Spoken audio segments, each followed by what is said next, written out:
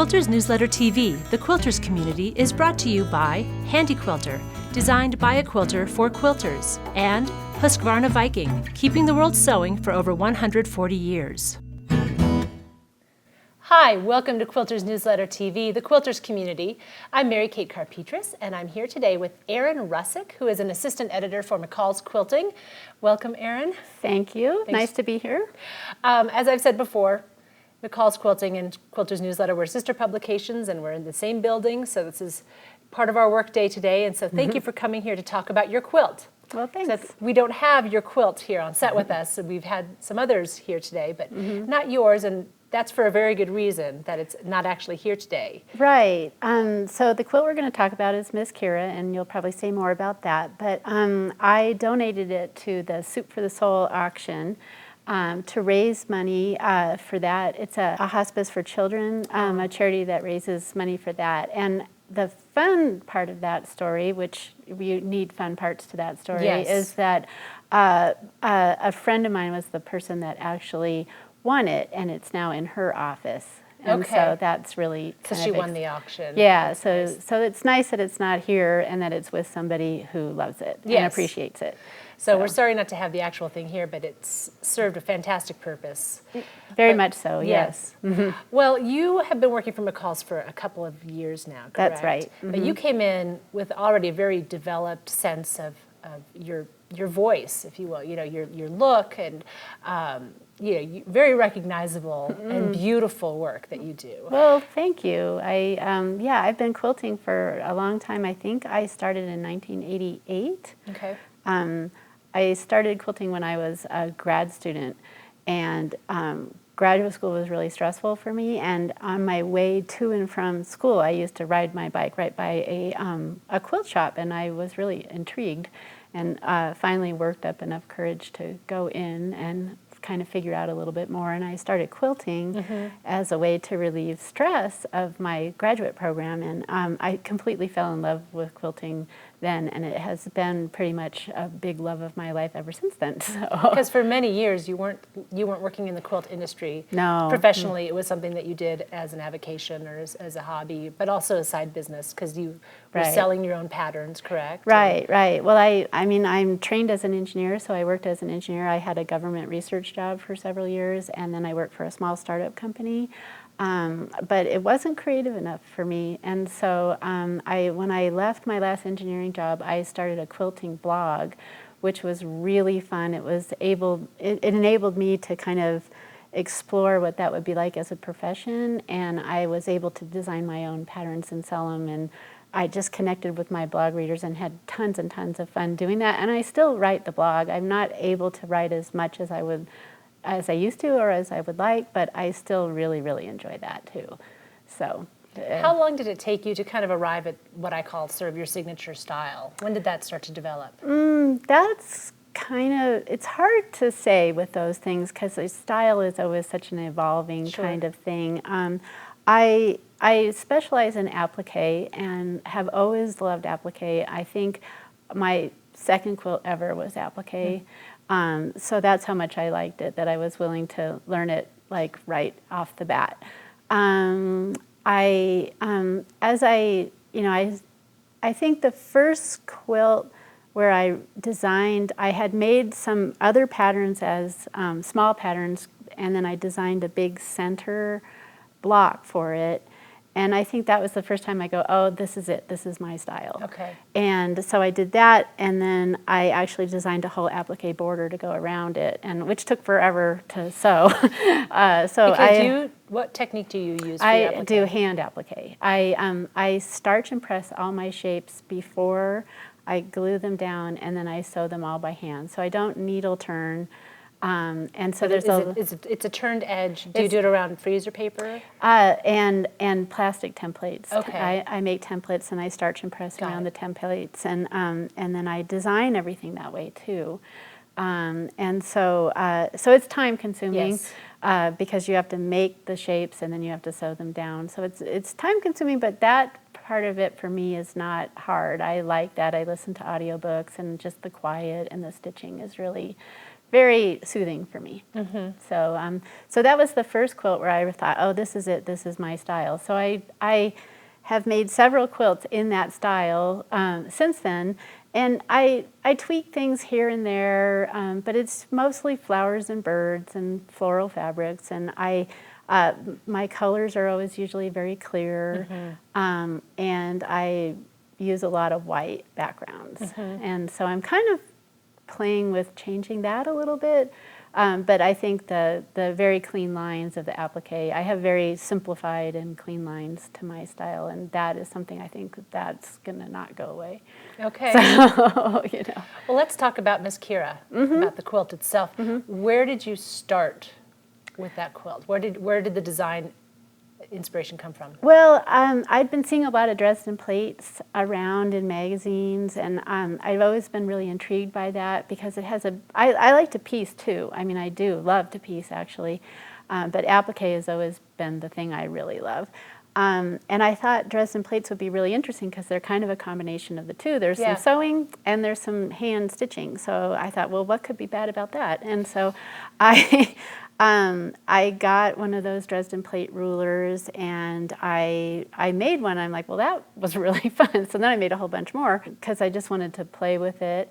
And so I had the fabrics all picked out, and I was making the Dresden plates, and then I kind of put it away for a little bit. And this is kind of the story of the name of the quilt too. Finally sewed them all together, and I was thinking this needs something more. I need to add flowers to it because I have flowers on everything I make. Right. So I added the appliques to it, and right about the time that was happening, I heard about a little girl named Kira who was having really extraordinary medical expenses, and her family was really struggling with that. And at that time, I was selling my patterns online, and so I ended up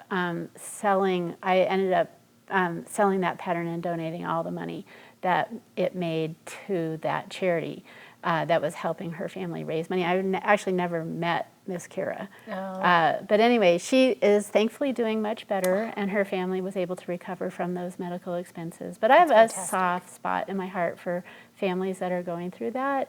And so it was really fun, and I just named it after her, and that it makes me feel good to know that money from selling that quilt went to help her. And then it ended up in that charity, and now the money that from selling it to the charity, or from it being in the auction, means that Soup for the Soul is going to get some money to help their program. So that's a good feeling, and so it's easier to let go of a quilt when it's gone someplace like that.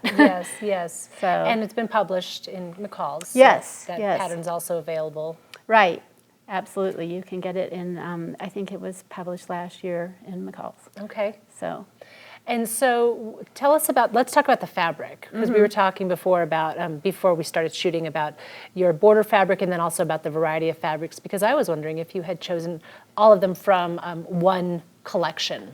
I rarely do that. I like to bring in a lot of different collections and looks, and so, but I am very partial to particular designers, and the border fabric for that was designed by Kate Spain.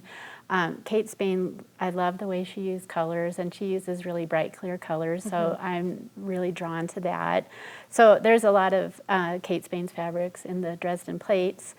And I almost always start with fabric. If I see a fabric, and then all sorts of designs just start popping into my head. And so going to a fabric store is kind of deadly for me, because I will come out having designed like 4 quilts when I was just going in to look for blue fabric. So it can be kind of a problem.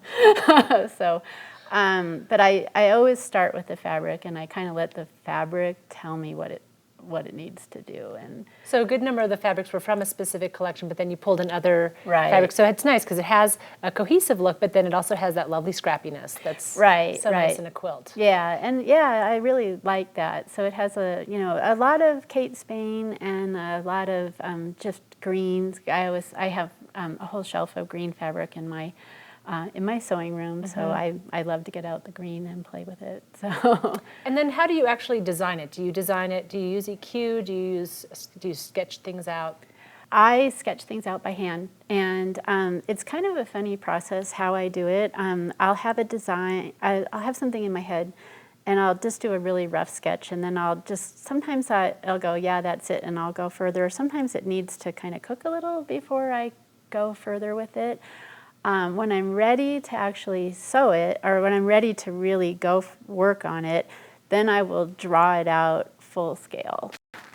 If it's I do a lot of floral medallions, so I'll only draw like a quarter of it if I'm doing that, just because, really, Yes. that's a That's huge enough. drawing.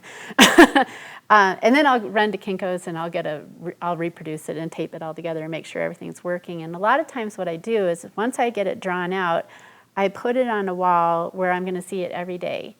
And I'll walk by it. And as I walk by, I'll go, oh, this flower needs to be bigger, or this bird needs to be smaller, or this isn't filling up the space the way I want. And so it's kind of percolates like Yes. that until I really feel like, it's hard to know, but at one point you'll just look at it and go, yeah, that's done, it's ready to be made. And So that could be a space of a few days or a few weeks? and sometimes even? a year. Okay. Yeah, sometimes it can even be longer. Okay. Or That's how sometimes long it I'll have takes. the drawing done and I won't move it into fabric for a while because I'm just looking for exactly the right color scheme to use for it. And so that can be, so I'll just walk by it and go, that'll look great. I just wonder what fabric I'm going to find for it. So I always have a lot of designs in various stages kind of percolating around. I see. Do you And- have designs taped up on different walls in your home?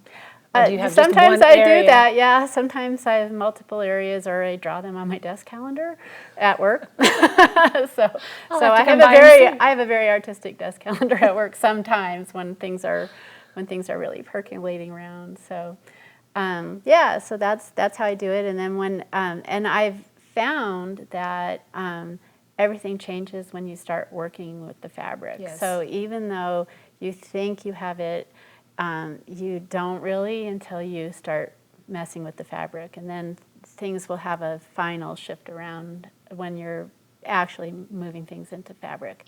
That's good to hear, though. I think Yeah. I like to return to this theme as much as whenever it comes up is don't be afraid of the process, don't be afraid of playing, Right. don't be afraid of new ideas occurring or changing direction a little bit, and that's something that the pros do. Right. Well, and actually, I find that to be very true that I think we so much want every decision to be made. I think quilters in general want to do that because when we get patterns, they always say, buy this much blue Right. fabric, this much yellow fabric, and that's great.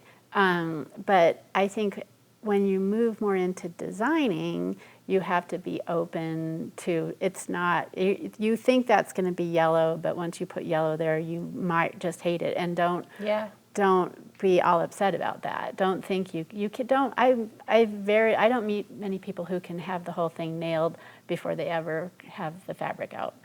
So I just kind of like roll with it. Mm-hmm. Sometimes it will take you several weeks to find exactly the right shade of pink, but oh well. That's the way it goes. That's the way it goes, and that's why we have our stashes. Right, exactly. Thank you so much, Erin, for being here today. This was really interesting. Your quilt is gorgeous, and I always love Thank seeing your work when you bring it in and you hang it up, and when you guys are photographing it or whatever. It's really a pleasure. Oh, thanks. I enjoy doing this pretty much more than anything. So. Thank you for joining us. We look forward to seeing you next time. Bye-bye. Quilters Newsletter TV, the quilters community, is brought to you by Handy Quilter, designed by a quilter for quilters, and Husqvarna Viking, keeping the world sewing for over 140 years.